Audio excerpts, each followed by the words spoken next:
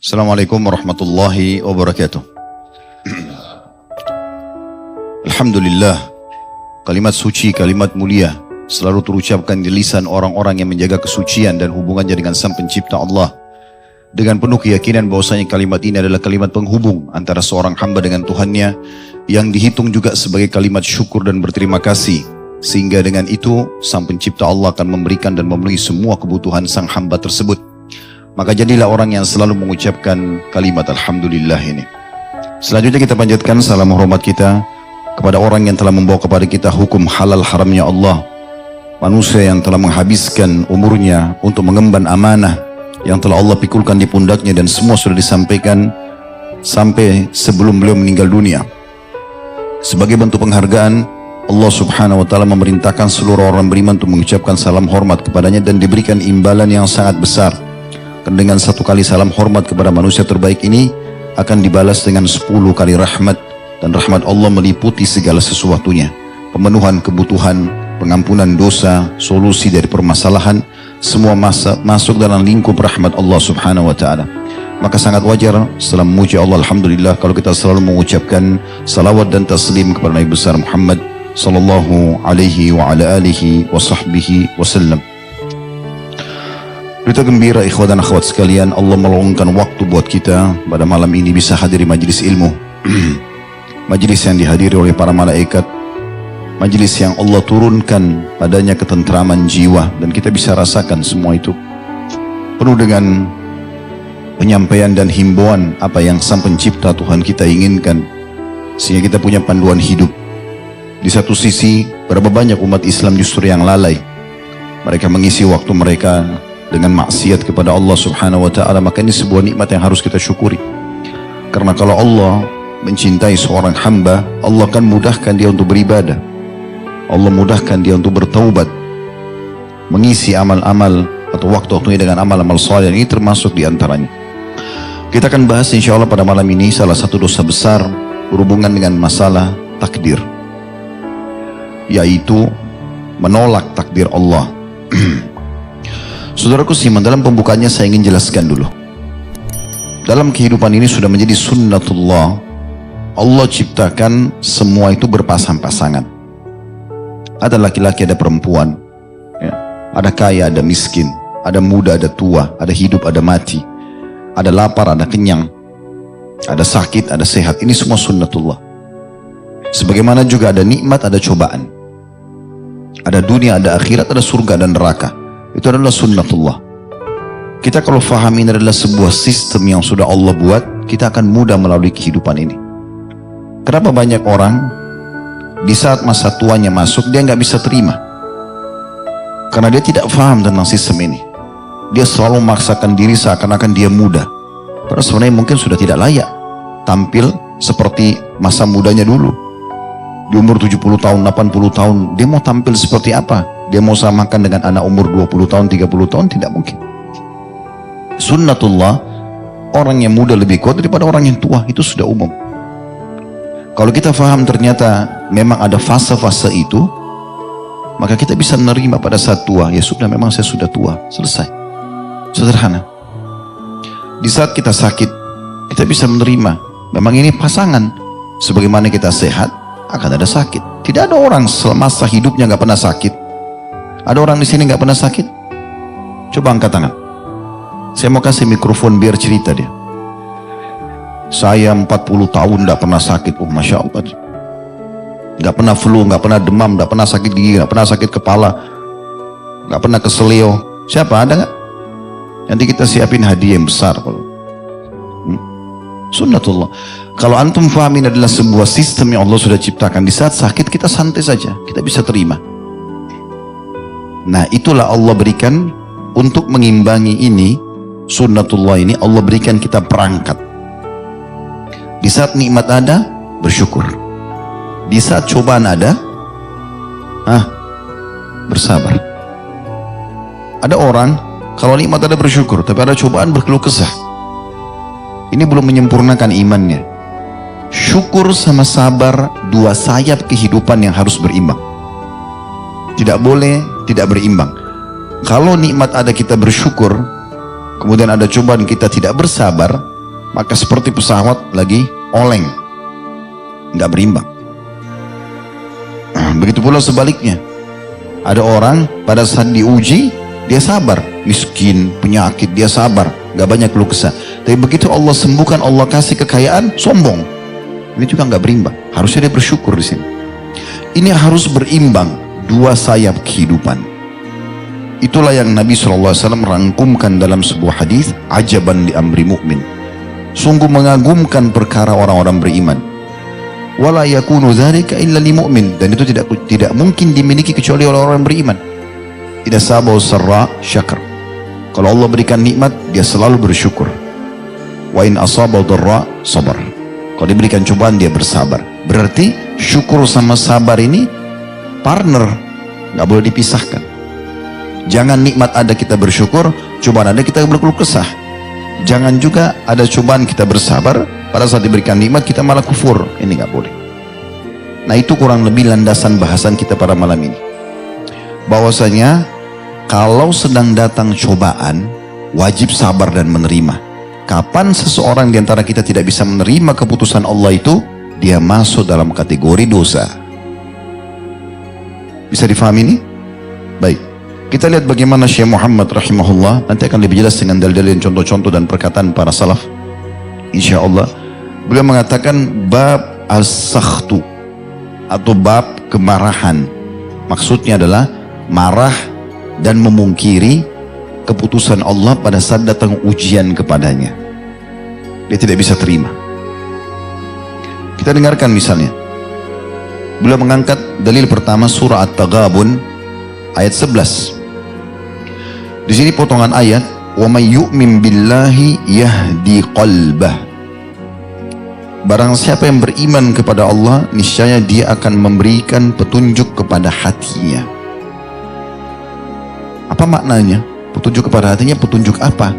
Dengarkan, beliau mengatakan, Alqamah rahimahullah berkata, huwa ar-rajulu tusibuhul musibatu faya'lamu annaha min indillahi fayarda wa yusallim. Artinya, yang dimaksud dengan Allah berikan petunjuk kepada hati orang beriman, ya, di sini bukan petunjuk untuk mengerjakan amal soleh. Dalam makna ayat ini, At-Taghabun ayat 11, beliau mengatakan, Al-Khamam mengatakan, yang dimaksud dengan ayat ini adalah seseorang yang ditimpa musibah, kemudian dia mengetahui bahwasanya musibah itu datang dari sisi Allah, maka dia ridha dan berserah diri. Ini poinnya. Contoh, teman-teman lagi tidur, bangun pagi, flu. Nggak usah keluh kesah, nggak ada gunanya. Karena keluh kesah tidak menghilangkan flu-nya. Ya. Apa yang terjadi? Alhamdulillah, Allah sedang uji saya. Oke, saatnya sekarang bersabar. Kemarin waktu sehat, bersyukur. Kan gitu. Maka di situ kita bisa menerima, kita ridho. Dikuatkan lagi dengan dalil-dalil yang lain. Bahwasanya semua jenis penyakit, semua jenis gangguan yang datang menimpa seorang mukmin akan jadi pembersihan dosa-dosanya.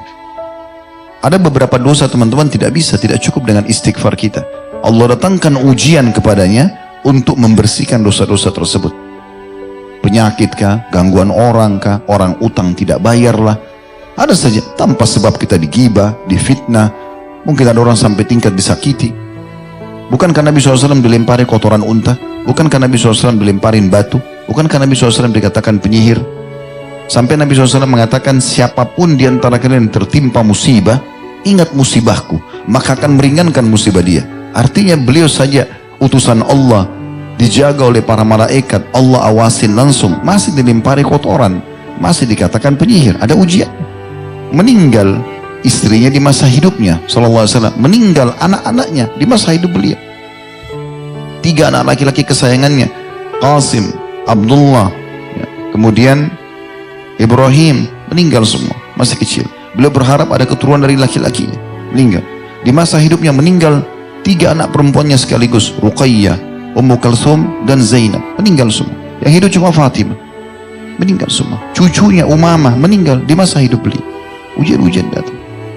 Ada di antara sahabatnya masuk Islam, Nabi SAW sambut pada saat masuk Islam, syahadat. Saking dekatnya dengan Nabi, Nabi jadikan sebagai penulis wahyu. Ternyata setelah itu murtad, kembali ke Mekah. murtad dan mengiklankan kemurtadannya. Tapi pada saat pembebasan kota Mekah, dia ulangi syahadatnya, Nabi SAW terima. Begitu. Hindun benci sekali dengan Islam, sampai dia memotivasi pasukan orang-orang Quraisy untuk memutilasi korban Uhud, para sahabat radhiyallahu alaihim. Pembebasan kota Mekah, Nabi SAW memberikan syarat jangan ada yang dibunuh kecuali 9 orang. Maksud dalamnya Hindun. Tapi pada saat dia tahu berita itu, Hindun menyelip-nyelip masuk di antara wanita. Kemudian dia masuk dalam majelis tersebut, dia ingin dengar Nabi ini sampai apa sih sebenarnya, kok sampai pada tingkat semua orang Jazirah Arab beriman kepadanya. Maka Nabi ingatkan, saya membaiat kalian wahai para wanita, tidak boleh berzina, tidak boleh bunuh anak kalian, tidak boleh ini dan itu. Waktu disebut tidak boleh berzina, di Mekah dulu ada tradisi orang yang berzina itu hanya budak-budak. Kalau wanita bebas tidak mungkin berzina, itu aib besar bagi mereka pada saat itu. Maka Hindun nyeletuk, dia bilangnya Rasulullah, apakah wanita bebas juga berzina? Dia tidak sadar, dia ngomong. Nabi SAW lihat, Nabi bilang Hindun ini harusnya dibunuh. Maka dia langsung bilang asyhadu an la ilaha illallah wa anna Muhammad Rasulullah, syahadat langsung. Apa yang terjadi? Nabi marah, Nabi bilang dia bohong, enggak. Nabi SAW senyum menyambut keislamannya, karena bagi beliau yang penting hidayah. Nabi SAW bisa gitu. Jadi jangan antum baru digibah dengan 1 orang, baru 2 orang, sudah 1 dunia tahu beritanya. Sakit flu 1 kampung tahu kalau dia sakit. Kenapa nggak bisa nerima keputusan Allah SWT? Kalau orang lihat sakit, iya sakit. Tapi kita iklanin ke orang untuk apa? Sabar. Karena puncak pahala di situ. Ini bahasannya. Ya. Jadi makna surah At-Taghabun ayat 11, kata Alqamah adalah yang dimaksud dengan siapa yang beriman kepada Allah, Allah akan berikan petunjuk hatinya, adalah seseorang yang ditimpa musibah lalu dia mengetahui bahwasanya musibah itu dari sisi Allah, lalu dia ridho dan berserah diri. Seburuk apapun yang sedang menimpa dia, yang paling pertama dia lakukan adalah menerima keputusan Allah itu dengan bersangka baik. Nanti akan lebih jelas step by step, antum ikutin, insya Allah nanti akan lebih paham. Ada riwayat yang diangkat oleh beliau. Kalau tadi perkataan Alqamah ditulis sini diambil dari tafsir Ibnu Jarir.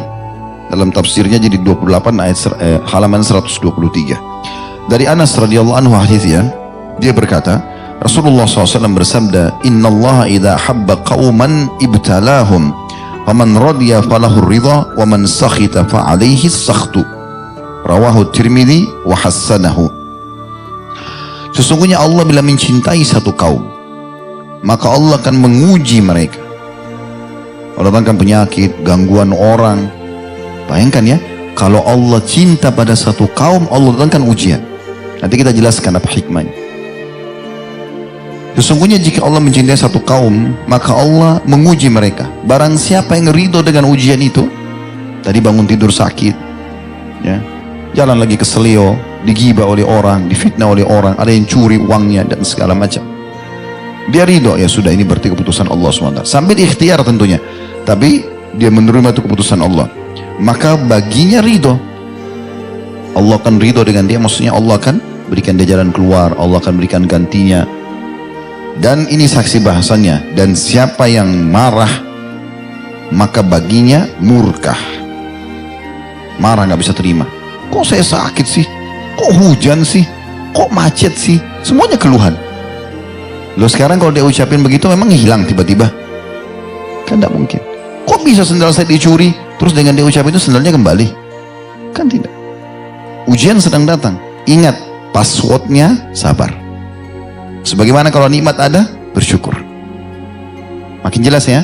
Sekarang dengarkan perkataan para salaf. Kita akan coba lihat di antaranya perkataan Ibnu Mas'ud radhiyallahu anhu. Statement yang luar biasa. Beliau mengatakan, terjemahnya kurang lebih, sesungguhnya Allah Ta'ala dengan keadilannya dan pengetahuannya, Allah Ta'ala, Allah yang maha tinggi, dengan keadilan dan pengetahuannya telah menjadikan kegembiraan dan kebahagiaan di dalam keyakinan dan ridho. Dan Allah telah menjadikan rasa gundah dan sedih berada pada keraguan dan ketidakridhoan.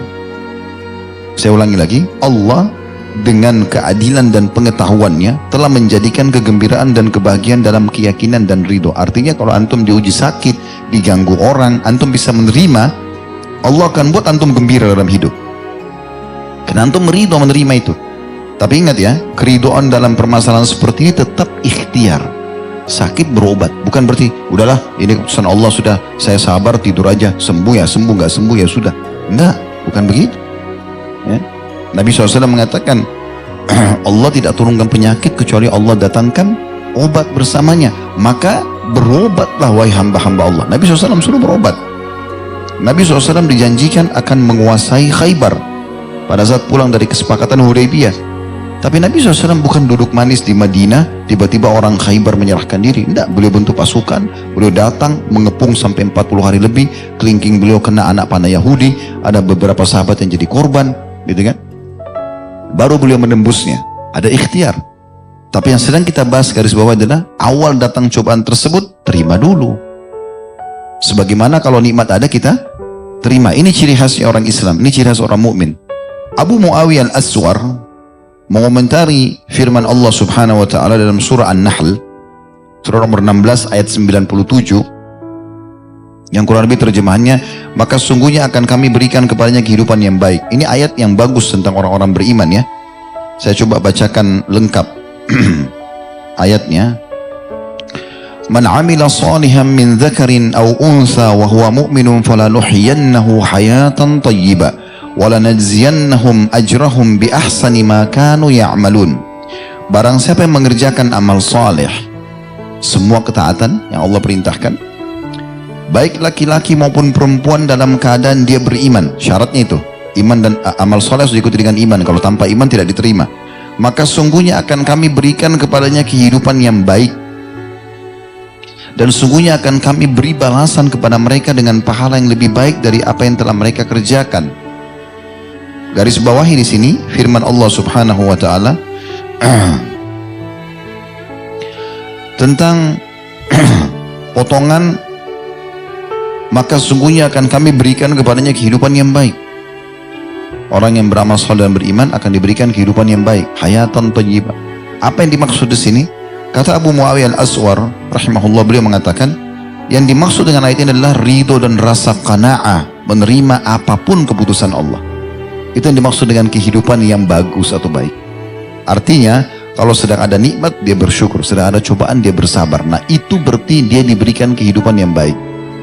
Subhanallah, saya selalu terinspirasi dengan kisah Urwah bin Zubair rahimahullah.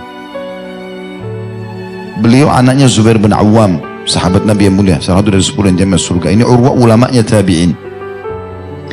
Satu waktu pernah kakinya diamputasi karena penyakit yang menimpanya. Dan pada saat itu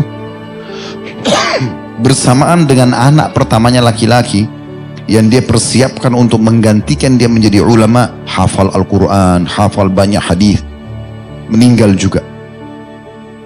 Orang-orang banyak takziah ke rumahnya. Ada orang yang mengatakan sabarlah ya, anakmu mendahulumu ke surga, gitu kan. Begitu juga dengan anggota tubuhmu, maksudnya kakinya yang diamputasi. Semua orang mengucapkan kata-kata, Urwah sambut dengan senyum.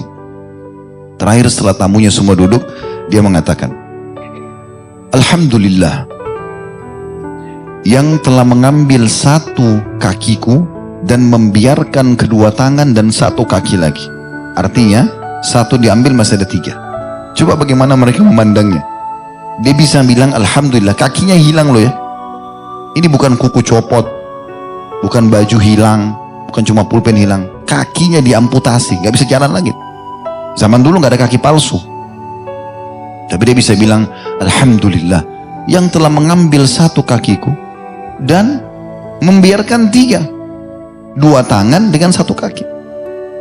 Dan beliau mengambil potongan kakinya yang diamputasi, lalu beliau mengangkat sambil mengatakan Alhamdulillah yang telah memudahkan pada saat engkau sedang diamanahkan oleh Allah di tubuhku 40 tahun tidak pernah aku pakai maksiat. Begitu bahasanya. Lalu beliau mengatakan, kebetulan beliau punya 4 orang anak. Beliau mengatakan Alhamdulillah Allah mengambil 1 anakku, Allah masih meninggalkan 3 untukku. maka segala puji bagi Allah atas sebuah nikmat itu. Coba bayangkan. Itu level yang luar biasa tuh. Di saat cobaan datang, dia masih bisa bersabar dan bersangka baik dengan Tuhannya. Katakan kita sebutkan beberapa contoh dalam Al-Quran yang tidak asing sama antum. Bagaimana di pandangan orang pada saat itu sebuah musibah, tapi ternyata di akhirnya dilihat adalah sebuah nikmat yang melimpah. Berapa kali terjadi dalam hidup seseorang, dia tadinya mau nikah sama fulan, terus tidak jadi. Mungkin dia menyesal awalnya, tapi setelah berjalan waktu baru dia tahu ternyata musibah ini orang. Gitu. Kalau dia jadi menikah mungkin jadi masalah buat dia. Sebelum pandemi dulu pernah saya ceritakan itu ya, salah satu dokter di Ummul Qura pernah menyampaikan dan saya dengarkan secara langsung. Beliau mengatakan ada kisah tentang seseorang mau menikah dengan wanita dan dia sangat mencintai wanita tersebut. Dia melamar, diterima, gembira sekali. 2 bulan sebelum pernikahan sudah tentukan nih, 3 bulan sebelumnya, 2 bulan pas sebelum pernikahan perempuan itu batalkan tanpa sebab. Dia panggil orang tuanya, pokoknya saya tidak mau nikah sama laki-laki ini, tolong batalkan. Disampaikan ke laki-laki itu, bilang sama orang tuanya, ada apa? Gak tahu, kami juga tidak tahu. Di lobi dia berusaha bilang, perempuan itu tidak mau tahu. Kata Dr. Muhammad dalam penyampaian beliau, saya lihat sendiri teman saya ini, setiap kali sholat, setiap antara azan dan iqamah, doanya itu, ya Allah, lunakkan hati wanita itu biar nikah sama saya. Karena dia mau sekali. Sampai kata Dr. Muhammad, saking piluhnya dia berdoa, sampai saya bilang, ya Allah kabulkan. Gitu. Karena kesian sekali gitu. Maka Dr. Muhammad bilang, saya baru tahu hikmah dan kasih sayang Allah pada teman saya ini justru pada saat wanita itu nikah sama laki-laki lain. Karena teman saya ini orang soleh, dia bilang, sholat malam, bersedekah, penuntut ilmu, baik sekali orangnya gitu. Apalagi dalam ibadah dia, dalam doanya dia betul-betul menghadirkan hatinya, memohon kepada Allah. Maka pada saat itu dia bilang, setelah lewat hari H yang tadinya akan ada akad nikah, ya, menikahlah wanita tersebut dengan laki-laki lain. Subhanallah, bulan pertama menikah, dideteksi wanita ini punya kanker payudara di sebelah kanan. Dan tidak ada solusi lain kecuali harus dipotong. Ini kejadian nyata di Saudi. Jadi baru 1 bulan nikah tidak ada payudaranya 1. Kemudian bulan kedua, ternyata kanker itu sudah menyebar di payudara yang kedua, maka harus dipotong juga. Baru 2 bulan menikah tidak ada payudara. Di bulan ketiga, kata beliau, ini kisah nyata, ada masalah di urat bagian belakang otak wanita ini yang membuat kedua matanya buta. 3 bulan. Bulan keempat meninggal wanita itu. Kata Dr. Muhammad, Maha Suci Allah yang telah memperlihatkan kepada saya secara langsung bagaimana Allah cintanya pada hambanya. Padahal tadi bagi dia ini masalah kalau tidak dikasih gitu. Tapi ternyata kata dia, kalau teman saya menjadi menikah mungkin cuma jadi susternya saja, merawat perempuan tersebut, dia tidak bahagia. Maka Allah selamatkan dari awal. Berapa banyak kejadian begitu. Ada orang menikah dengan seseorang, ya tidak jadi menikah, ternyata memang terbukti orang itu mandul, atau terbukti orang itu pendusta, atau banyak hikmah. Yang penting kita sedang berada di rel Allah SWT. Allah punya cara menyelamatkan. Selalu sangka baik, gitu kan? Kita nggak jadi kerja di satu perusahaan, langsung aja sabar, ya sudah, saya ikhtiar yang lain. Udah, nggak usah jadikan beban. Sa'id bin Musayyib rahimahullah mengatakan kalimat, saya telah bertemu sama satu kaum, maksudnya para sahabat Nabi ridwanullah alaihim, yang kalau mereka kehilangan apapun dari dunia ini, sebesar apapun di mata manusia secara umum, maka tidak ada nilainya di mata mereka.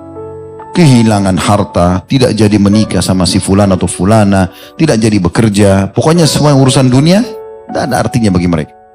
Tidak ada masalah. Tapi mereka akan merasa rugi sekali di saat mereka ketinggalan 1 kali sholat berjamaah. Urusan akhirat, nah itu sahabat sedih. Sampai Umar bin Khattab, radhiyallahu anhu pernah ketinggalan sholat asar berjamaah. Beliau bersedekah kalau saya tidak salah 800.000 dirham. Abdullah bin Umar anaknya pernah ketinggalan sholat berjamaah juga sekali. Maka beliau ganti dengan sholat malam semalam suntuk. Dia hukum dirinya, dia nggak tidur semalam suntuk, dia sholat malam. Itu yang mahal bagi mereka. Nah ini yang harus kita tanamkan teman-teman. Tidak jadi nikah sama fulan, tidak jadi bekerja, tidak dapat makanan favorit, sudahlah biarin aja. Ganti yang lain, selesai. Simpelkan aja hidup. Kenapa kalau tidak dapat makanan di restoran itu sudah seperti kiamat terjadi? Hah? Saya ke restoran tuh habis, sayang bener. Apanya yang sayang? Hah? Semua itu cuma di ujung lidah kan? Sekarang kita ambil tempe, sambal, nasi, taruh di ujung lidah. Oh masih bisa bedain. Begitu masuk ke tenggorokan masih tahu mana tempe mana sambal. Nah, udah nggak tahu, sama aja. Yang penting halal dan thayyib, selesai. Mudahkan aja. Ya. Tidur di mana, makan di mana, yang penting halal, mudahin saja. Dunia sebentar. Bagi orang beriman begitu. Tidak ada beban bagi mereka. Ali bin Abi Thalib dalam sebuah kejadian pernah melihat Adi bin Hatim, sahabat ridwanullah alaihim, sedang bersedih. Lantas Ali bertanya, mengapa aku melihatmu sedih dan gundah gelana seperti orang yang gelisah? Kata Adi, perhatikan keluhannya. Dia bilang, apa yang bisa mencegahku untuk bersedih? Wahai Ali, putra-putraku semua terbunuh. Dia punya beberapa orang purta, terbunuh semua. Sedangkan kedua mataku juga tercukil. Dia kebetulan ikut perang, matanya dicungkil dua-dua oleh musuh. Anaknya mati, matanya buta. Maka kata Ali, wahai Adi, barang siapa ridho dengan takdir Allah yang menimpanya, maka dia akan mendapatkan pahala. Artinya kalau kau ridho ini, Allah sudah putuskan begini, ya sudah kau jalani dan sabar sambil ikhtiar, kau dapat pahala. Karena gundah gelisah, keluh kesah, tutur kata yang keluar yang tidak jelas, gak menjadikan solusi. Gak hidup lagi anaknya, gak bisa kembali lagi matanya, kan begitu. Barang siapa yang, wahai Adi, barang siapa yang ridho dengan takdir Allah yang menimpanya, maka dia akan mendapatkan pahala. Namun barang siapa yang tidak ridho dengan takdir Allah, maka pahala amalnya akan hilang. Abu Darda berkata radhiyallahu anhu, pada saat dia mengunjungi seseorang dan orang itu pada saat menjelang sakaratil maut, dia memuji-muji Allah. Alhamdulillah, ya Allah terimalah amalku, ya Allah maafkan dosaku, sampai orang itu meninggal. Kepada saat orang itu meninggal, kata Abu Darda radhiyallahu anhu, sungguh orang ini telah berbuat sikap yang benar. Sesungguhnya Allah Azza wa Jalla telah memutuskan sebuah takdir, maka dia senang jika disambut dengan ridho. Takdirnya dia akan meninggal, dia lagi sakit, ya sudah, karena dia ridho, maka Allah suka kalau ada keputusan yang dia kasih, baik itu dalam bentuk nikmat disyukuri atau cobaan dia bersabar, maka Allah suka itu diterima. Nggak boleh nikmat ada kita terima, cobaan ada kita tidak terima, tidak boleh, harus berimbang sebagaimana saya bahasakan tadi. Kapan antum tidak berimbangi, pungkiri cobaan Allah Subhanahu wa taala seakan-akan tidak bisa terima, maka disitulah dosa yang sedang kita bahas. Al-Hasan Basri rahimahullah berkata, barang siapa ridho terhadap apa yang dibagikan kepadanya, dari paras wajah, postur tubuh, warna kulit, bentuk mata, bentuk bibir, gigi, apalah, ya, kemudian pekerjaan, ibunya, orang tuanya, ayah ibunya, keadaannya semua, pokoknya dia terima. Sambil dia ikhtiar, kalau itu ada masalah, dia ikhtiar untuk mencari jalan keluarnya. Tapi dia terima dulu. Barang siapa ridho terhadap apa yang dibagikan kepadanya, maka Allah akan melapangkan dan memberikan berkah kepadanya pada apa yang dia terima. Dan barang siapa yang tidak ridho, maka Allah tidak akan melapangkan dan tidak memberikan berkah kepadanya untuk apa yang dia terima. Umar bin Abdul Aziz rahimahullah, seorang khalifah muslim yang masyhur, ya, sampai diberikan julukan Khalifah Rashidah yang kelima karena solehnya. Dia mengatakan, kurang lebih terjemahannya, tidak ada rasa gembira kecuali setelah merasakan takdir Allah dalam bentuk musibah. Saya ulangi, tidak ada rasa gembira yang harusnya muncul di hati seorang mukmin kecuali setelah merasakan takdir Allah dalam bentuk musibah. Lalu ditanya, apa menurutmu nyaman? Umar mengatakan, apa yang ditakdirkan oleh Allah Azza wa Jalla semuanya nyaman. Maksudnya kalau sedang ada ujian, justru orang mukmin disitulah puncak kegembiraan yang harus dia munculkan. Alhamdulillah, Allah masih uji saya. Ada bahkan sebagian salaf, teman-teman, kalau berlalu 1 tahun tidak ada ujiannya, dia malah bersedih. Ada apa nih? Kok saya tidak diuji sama Allah? Apakah sakit? Apa gangguan orang? Karena dia merasa Allah kalau cinta, Allah akan uji. Tadi saya janji akan sebutkan hikmahnya, subhanallah saya lupa. Hikmahnya adalah kalau musibah sedang datang, cobaan sedang datang, teman-teman. Yang pertama adalah kita akan menyadari kalau ada Tuhan Allah yang mengatur kita. Karena kita mau nggak mau harus sakit pada saat itu, harus ya terjatuh pada saat itu, harus ditipu pada saat itu. Kita nggak bisa menghindar. Karena seringkali kalau orang nipu kita bilang, kok bisa ya dia lakukan, kok tega ya. Tapi sudah terjadi. Allah datangkan sebab-sebabnya. sebagai ujian bagi dia. Hikmahnya adalah kita jadi tahu kita punya Tuhan, dan dengan itu kita mudah kembali kepadanya. Ya Allah, kembalikanlah. Ya Allah, mudahkanlah. Yang pertama. Yang kedua, orang kalau ditimpa musibah, ini adalah jalan yang paling pintas, kalau saya bahasakan jalan tol, untuk berada di atas ketaatan. Orang kalau lagi sakit, lagi ada ujian, susah buat maksiat. Orang buat maksiat itu pada saat lagi lapang, lagi tenang, gak ada pekerjaan, gak ada tugas, ya udah ke karaoke, ke diskotik, buat maksiat, sibuk dengan tontonan gitu kan. Tapi kalau dia lagi ada cobaan, lagi demam, lagi merinding, diajak temannya, ayo ke diskotik, nggak bisa, udah mau mati nih. Nah, kan berhenti dari dosa kan? Karena orang kalau lagi ada ujian tidak bisa, lagi ada masalah di rumah tangganya, diajak apa-apa sama dia bisa, dia tidak bisa konsentrasi. Sebenarnya itu cara terbaik meringkas umur dia di atas ketaatan, dan dia bisa kembali kepada Tuhannya. Yang ketiga, dia akan mendapatkan derajat yang terbaik di dunia dan di akhirat dengan cobaan tersebut. Sampai ada sebuah hadis yang pernah saya sampaikan di beberapa pertemuan kita yang lalu ya, sebenarnya seingat saya sebelum corona sih waktu itu ya. Kita ingatkan lagi hadis Nabi SAW, bahwasanya ada orang-orang nanti hari kiamat diberikan pahala melimpah. Jadi diberikan pahala yang melimpah sampai orang di sekitarnya cemburu. Kenapa? Karena ujian-ujian yang datang di dunia dan mulai mereka bersabar. Maka orang yang di sekitarnya semua berharap dikembalikan ke dunia untuk digunting-gunting kulit mereka. Kan sakit itu digunting kulit. Tapi mereka yang melihat nanti pahala yang melimpah bagi orang yang sabar di dunia, pahala yang dikasih hari kiamat, istana, dayang-dayang, macam-macam fasilitas yang dikasih, yang dia tidak bisa dapat karena dia sedang tidak diuji yang sama. Dia berharap kembali ke dunia untuk digunting-gunting kulitnya yang paling menyakitkan sebagai ujian. Baru kemudian dia meninggal untuk dia panen pahala. Jadi ada derajat, ada pahala yang tidak bisa dijangkau kecuali dengan ujian. Memang sudah begitu. Ada derajat di surga, butuh 100 tahun sholat malam, butuh 100 tahun puasa, butuh 100 tahun zikir. Umur kita cuma 60. Allah datangkan penyakit 10 tahun. Penyakit diabetes, penyakit ini, penyakit itu.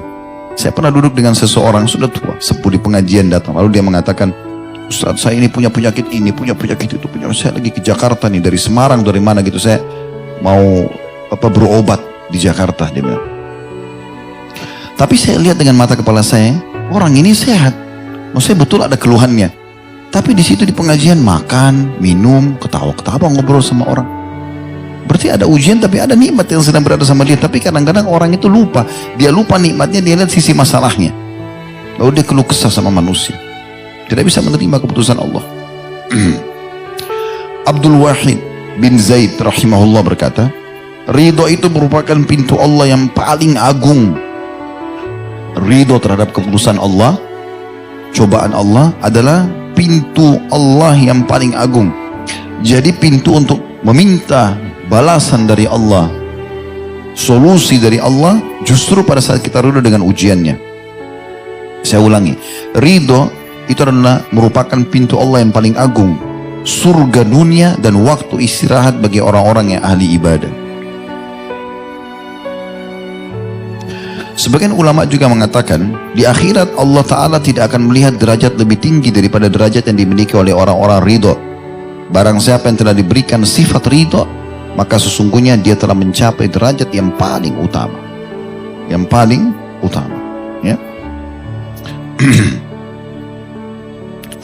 Kemudian teman-teman sekalian, ada firman Allah Subhanahu wa Ta'ala yang menguatkan apa yang kita bahas ini setelah perkataan para salaf tadi.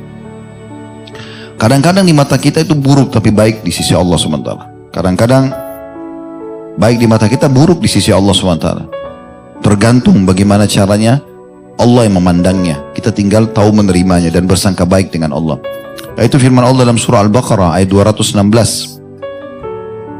Wa 'asa an takrahu syai'an wa huwa khairun lakum wa 'asa an tuhibbu syai'an wa huwa syarrun lakum wallahu ya'lamu wa antum la ta'lamun. Boleh jadi kamu benci sesuatu padahal ia amat baik bagimu. Dan boleh jadi pula kamu menyukai sesuatu padahal ia amat buruk bagimu. Allah mengetahui sedangkan kamu tidak mengetahuinya. Jadi kalau Allah sudah putuskan teman-teman dan kita bisa menerima itu, kita ridho dengan keputusan tersebut, maka Allah akan jadikan keberkahan di situ. Nah, contoh banyak sekali kisah dalam Al-Quran, kisah tentang ibunya Nabi Musa alaihissalam. Pada saat Fir'aun mimpi kerajaannya hancur, para penasihatnya mengatakan lahir dari Bani Israel yang akan meruntuhkan kerajaan Anda. Saat itu dia suruh bunuh anak-anak laki-laki dari Bani Israel. Setahun dibunuh, tahun depan tidak dibunuh gitu. Nah, pas Nabi Musa lahir, itu tahun yang dibunuh anak-anak kecil. Allah ilhamkan di hati ibunya Nabi Musa AS untuk taruh dalam sebuah wadah, ditaruh di sungai Nil. Pada saat itu Allah gambarkan bagaimana gelisahnya hati ibunya Nabi Musa AS. Kata Allah, kalau bukan kami letakkan kokoh-kokohan dalam hatinya, maka mungkin dia akan tidak sadarkan diri. Setelah itu apa yang terjadi? Hikmah Allah subhanahu wa ta'ala. Subhanallah, Fir'aun pada tahun itu bersama dengan istrinya Asia yang nanti beriman kepada Nabi Musa AS tidak punya anak. Setiap kali Asia hamil gugur. Sampai ibunya Fir'aun suruh Fir'aun nikah dengan istri yang kedua. Nikah lagi. Istrinya dua, Asia istri pertamanya. Istri yang kedua dinikahi ini sama, setiap hamil keguguran. Sampai sudah menjadi keyakinan Fir'aun pada saat itu tidak punya anak, tidak bisa punya anak. Allah SWT datangkan ujian kepada dia supaya dia sadar gitu, karena dia mengaku Tuhan gitu ya. Pada saat itu subhanallah dengan hikmah Allah, geranda yang ada Nabi Musa alaihissalam itu mampir di sebelah istana, di bagian belakang istana yang ada Asia duduk di situ. Para budak-budak wanita melihat lalu mengatakan, Tuan, ini ada kotak isinya bayi. Tapi pengawal-pengawal Fir'aun itu yang tugasnya mengeksekusi membunuh anak-anak bayi, itu bisa tahu beda bau badannya bayi Bani Israel atau bayi yang lain. Bayinya suku Kipti. Coba bayangkan saking jelinya mereka. Jadi disembunyikan dimanapun bayi Bani Israel, mereka tahu ini pasti Bani Israel dari bau badannya. Dan kalau dari suku Kipti, sukunya Fir'aun, mereka tahu ini suku Kipti walaupun disembunyikan. Maka begitu dicium bau badan Nabi Musa, ini Bani Israel. Mereka mau tebas. Kata Aisyah, jangan dulu. Panggil suami saya, panggil. Fir'aun begitu lihat, bunuh. Kata Aisyah, sebentar.